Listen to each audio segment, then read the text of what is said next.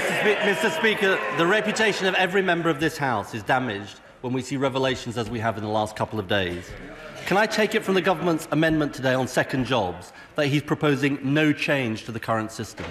Well, first of all, let me start by agreeing very much with the right honourable gentleman that the allegations made against two very senior members of this House of Commons are extremely serious. They need to be properly investigated. I believe that both the right honourable gentleman have done the right thing in terms of referring themselves to the House of Commons Standards Commissioner, in terms of having the whip withdrawn and indeed retiring from this House. I think that's vitally important. I think the most important thing we can do, and I certainly don't rule out further changes, but the most important thing is to make sure we apply the rules. Paid lobbying, banned. Non-declaration of interest, banned. Making sure wrongdoing is investigated and punished. We're not making no change. We've just passed a lobbying act, and we've also passed a recall act so people can sack their MP. Mr. Ed Miliband.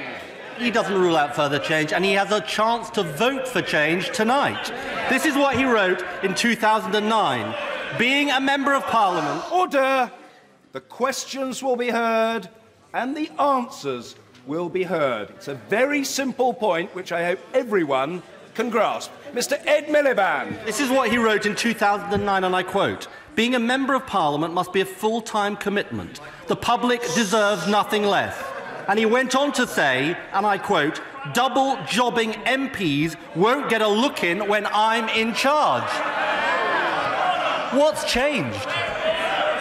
I think the difficulty, he says we should look at the specifics. The difficulty with his specific proposal is that it would allow, for instance, someone to be a paid trade union official, but it wouldn't allow someone to run a family business or a family shop. Like many of his proposals, it's not thought through, it's whipped up very quickly. If he thought it was such a good idea, why didn't he put it in place 4 years ago?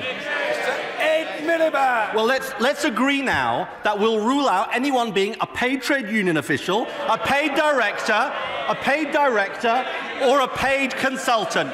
Say yes, and we can restore the reputation of this House.